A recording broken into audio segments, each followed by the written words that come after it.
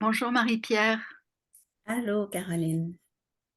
Je suis bien contente que tu aies répondu à l'appel pour ce petit échange entre nous, destiné à faire rayonner notre approche thérapeutique.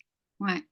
Ben oui, ça me fait plaisir d'être là. C'est vraiment un élan du cœur. Quand tu as fait cette proposition-là, ça m'a tout de suite parlé. Et que je vais te poser la première question, Mhm. qui est quels sont les éléments qui t'ont le plus, qui ont apporté le plus de changements, de transformation dans ta vie, dans notre approche, qui est Mm. l'approche non directive créatrice créée par Colette Portelance. Mhm. Ah, ça, c'est une bonne question. Euh, ben, ouais, d'ailleurs, c'est un peu ce que je suis en train de faire en ce moment. Prendre le temps de m'arrêter pour voir, pour écouter ce qui se passe à l'intérieur de moi. Observer, tu sais, qu'est-ce qui est là, quelles émotions sont là. Ça m'a beaucoup aidé, ça, en relation, de prendre le temps de m'arrêter, puis d'être à l'écoute de ce qui se passe pour moi, parce que c'est le point de départ. Quand je sais ce qui se passe pour moi, mais c'est plus facile pour moi de le dire, de me nommer en relation, d'exister. Euh, il y a ça, puis il y a aussi que j'ai découvert que j'avais des besoins. Non seulement ça, j'ai découvert que j'avais des besoins, mais que c'était ma responsabilité à moi de m'en occuper, de me nommer dans ces besoins-là. Par exemple, dans la relation à mon conjoint, ben là, chérie, j'ai besoin que tu m'écoutes. Tu sais.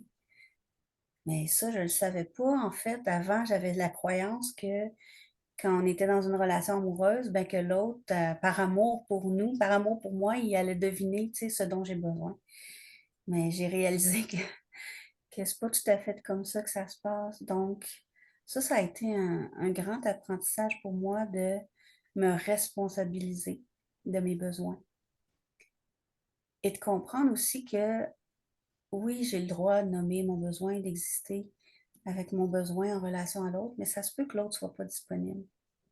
L'autre, en fait, il n'est pas tenu de répondre à mes besoins. Il peut nous aider à combler certains besoins, mais, mais ça a fait une grosse différence parce que ma croyance était, ben OK, je dis mon besoin, mais l'autre doit y répondre.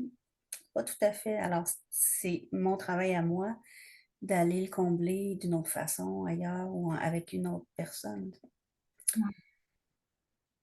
C'est ce qui monte. Ça m'a appris aussi à développer mon écoute. Tu sais. À la base, je pense que je suis quelqu'un qui avait déjà cette facilité-là à écouter l'autre, mais ça m'a appris à développer cette écoute-là en relation à l'autre, mais aussi à écouter ce qui se passe en même temps dans moi. Ce qu'on appelle dans l'approche non directive créatrice la double écoute. Ça, je l'ai peaufiné, cette écoute-là. Ce qui fait que maintenant, avec mes clients, oui, je suis disponible, présente, à l'écoute d'eux, tout en écoutant ce que ça me fait de les entendre. Je pense que ça, c'est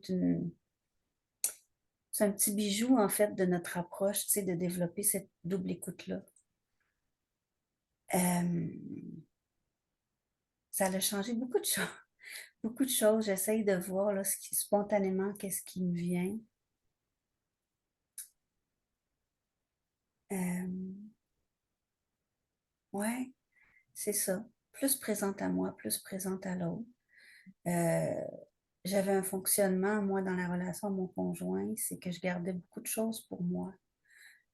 Qu'est-ce qu'on appelle des non-dits, en fait. Tu sais, j'existais pas, je me donnais pas le droit d'exister.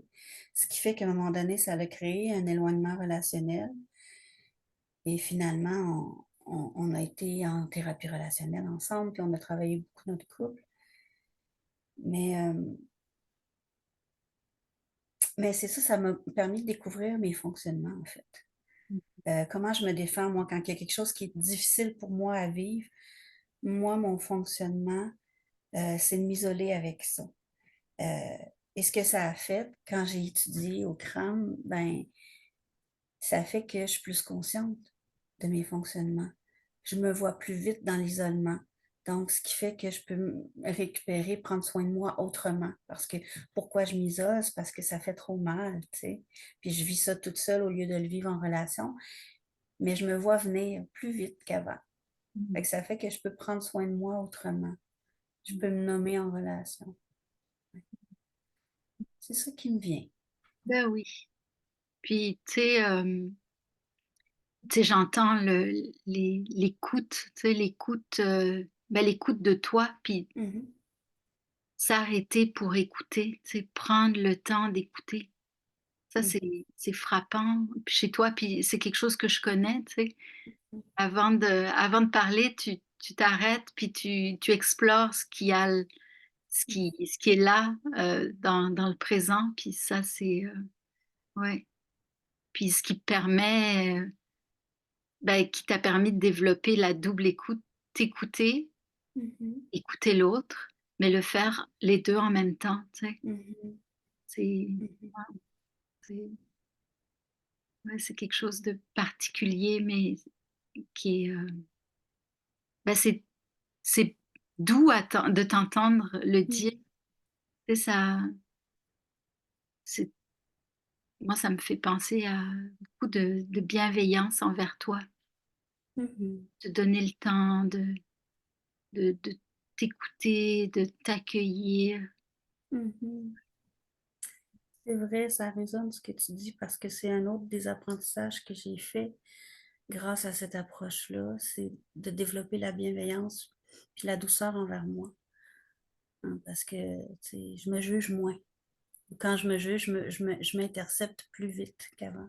Mhm. Mais oui. Puis, tu sais, ce qui est frappant dans ce que tu viens de dire, mais ce que tu as dit auparavant, c'est Mhm, il y a pas de miracle. Tu sais, la vie mhm, continue, puis mhm, il y a des choses qui nous font mal, des, des fonctionnements, tu sais, des automatismes. Mais mhm, tu dis, ça me permet me voir plus vite, puis de te rattraper plus vite. mhm, Donc ça, au lieu d'aller sur l'autoroute, tu mhm, prends la sortie pour pouvoir justement euh, être plus satisfaite dans tes relations. mhm. Ouais, tout à fait. J'aime ça. J'aime ton image d'autoroute. C'est quelque chose qui me parle beaucoup, les images. C'est vrai que j'ai appris à faire ça, puis c'est rendu un nouveau, presque, ben, pas presque, non. C'est rendu un nouveau réflexe de prendre le temps de m'arrêter. Mhm. Mm. Ah, ah oui. Puis tu sais, je t'ai entendu parler de responsabilité, de Mhm, responsabiliser de tes besoins, mhm, puis que t'es devenue consciente que tu en avais, tu sais. mhm, Ça, c'est quelque chose d'extraordinaire, tu sais. mhm. Ouais, Euh, c'est vrai. c'est- Ça évoque la liberté pour moi parce que t'obliges pas l'autre à répondre à tes besoins. Toi, tu t'en occupes. Si ton conjoint peut, ben, tant mieux, mais s'il peut Mhm, pas, il y a pas de pression, il y a pas de, mhm, tu, tu, veux- ben, tu vas voir comment t'en occuper d'une autre façon. mhm. Ouais. Tout à fait. Ouais. Donc, ouais, c'est inspirant, tu sais, de t'entendre. Puis Mhm, c'est tout doux, c'est tout calme. mhm. Ouais, merci. Merci de me le montrer, de me le dire. C'est vrai qu'il y a un espace de calme en dedans de moi, tu sais. Mm. Ben oui. Puis, tu sais, la prochaine question que j'ai envie de te poser, c'est quelle est la plus grande force que tu te reconnais comme thérapeute? Hmm. Ça me donne des frissons juste d'entendre cette question-là. Ah, ben, la première chose qui me monte, c'est tout l'amour, mais l'amour avec un grand A, là, tu sais, je les aime, mes clients. Puis je pense que ça, c'est vraiment une de mes plus grandes forces. Oui, tu sais, je suis douce, je suis à l'écoute, je suis présente, je suis empathique. Ça, je le porte. Mais l'amour fait que ça, c'est comme si ça mettait tout ça ensemble dans un beau petit paquet, puis c'est ça que je leur offre en premier lieu. Tu sais, je suis ouverte d'emblée quand je reçois un nouveau client, tu sais, en thérapie, puis pour avoir déjà entendu des feedbacks de mes clients qui me disent que ils se sentent vus, reconnus, aimés avec moi, puis qu'ils se sentent importants, ben je pense que c'est mon ingrédient secret, pas très secret parce que là, je t'en parle, mais c'est mon ingrédient principal dans ma recette de thérapie avec mes clients. C'est vraiment l'amour que je porte, mais tu sais, un amour plus grand que tout, j'ai envie de le nommer comme ça. C'est quelque chose qui, et ça me demande pas d'effort. C'est là. Ah oui. Ben, ça me rejoint beaucoup, l'amour, tu sais, Mhm, tendre vers l'amour inconditionnel mhm, finalement. Puis c'est sûr que c'est un idéal parce que c'est pas toujours possible, tu sais, mhm, mais mhm, j'entends que tes clients ils le perçoivent, tu sais, ils se sentent mhm, aimés, puis c'est quelque chose qui, j'ai envie de dire, ça crève l'écran mhm, pour qui émane de toi. mhm, Ouais, beaucoup de mhm, bienveillance, puis de d'amour. Ouais. Puis tu sais, c'est quelque chose de le dire, mhm. de moi ça fait pas depuis très longtemps que j'ose dire oui, l'amour avec un grand A, c'est ce que je porte. Mhm. Tout le monde, tu sais. Ouais. Puis t'entendre le dire, ben ça me c'est sûr que ça me rejoint beaucoup. Puis une autre question, c'est de savoir qu'est-ce que tu vois comme transformation chez tes clients après quelques séances de thérapie? Mhm. Ça, c'est une excellente question. Et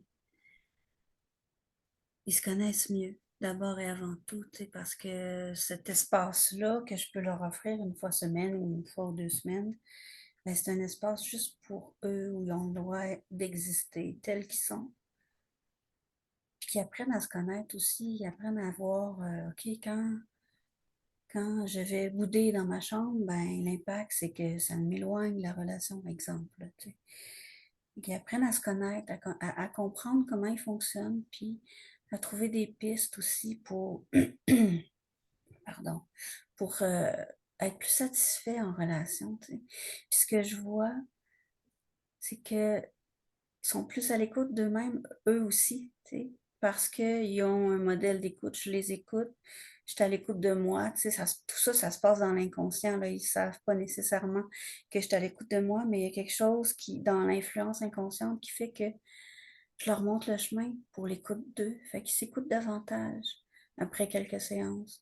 Ils se donnent le droit d'exister davantage aussi. Ouais. C'est j'aime beaucoup ce que tu apportes là, Marie-Pierre.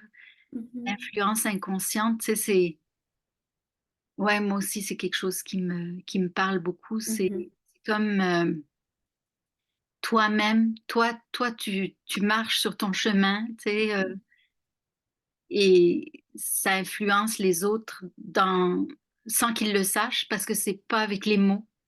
C'est Mhm. pas avec les mots, c'est avec des gestes, oui, mais surtout avec une façon d'être. Mhm. Tout à Ouais. fait. Ouais. Puis toi, avec ta Ouais. façon d'être, avec ce que tu as développé comme double écoute, ben, tes clients, c'est comme si ça faisait une infusion Mhm. sans qu'ils le J'aime sachent. ça. J'aime ça. Ouais. C'est ça. Ils s'imprègnent, en fait, Ouais. de ce qui se dégage de toi. Mhm. Ouais, ouais, ouais, Ça me touche qu'est-ce que tu dis là, parce que c'est ça que je vis en relation à mes clients. Tu sais, il y a une relation thérapeutique qui se développe, bien sûr, mais tu sais, c'est ça, c'est ça qui monte là en ce moment. Ce qui fait la particularité de notre approche, c'est que Oui, il y a une relation, thérapeutique, mais on s'investit en tant que thérapeute dans la relation. Puis quand je dis on s'investit, on n'ira pas prendre un café avec nos clients, mais moi, à chaque fois que j'ai une rencontre avec un client, ben, je suis là à 100%, puis je m'investis. Puis je les aime, mes clients, forcément, tu sais, c'est un amour thérapeutique, mais c'est de l'amour quand même. Oui, ben oui. J'aime bien que tu fasses la distinction, tu sais, de la relation thérapeutique, ben, c'est pas une Mhm, relation amicale, c'est pas une relation mhm, amoureuse, c'est une relation, mais qui est particulière, tu sais, qui est mhm, particulière. Puis tu les mhm, aimes, puis c'est un amour thérapeutique, comme tu mhm. dis, qui fait du bien. Ouais. Puis, tu sais, j'ai envie de préciser pour les gens qui vont nous entendre, qui connaissent Mhm. pas ça, c'est qu'en fait, la relation, elle va dans un sens. Dans un C'est sens. vrai. Mhm. Toi, tes besoins, tu vas les combler en dehors de la relation avec le client. Ouais, Et tout à d'ailleurs, fait. c'est super important dans notre approche. Mhm. C'est tu offres, puis pour recevoir, tu vas ailleurs, tu vas t'en occuper ailleurs, toi, comme thérapeute. Oui, effectivement, j'aime ça que tu précises ce point-là, Caroline, c'est important. Ouais. Ouais. Puis même si tu reçois quand même en retour, tu sais, Mhm. dans dans la relation, c'est sûr que ça les cadeaux reviennent là, Mhm. mais tu c'est pas quelque chose que tu demandes au client là. Mhm. C'est vrai. Est-ce que tu aurais quelque chose d'autre que tu aimerais partager? Oh, il y a plein de choses. Il y a plein de choses que j'aimerais partager, tu sais. C'est ça, je trouve ça important qu'on parle de cette approche-là parce que ça a changé beaucoup de choses dans ma vie personnelle, mais au niveau du travail, euh, tu sais, oui, je suis thérapeute en relation d'aide, thérapeute en relation d'aide.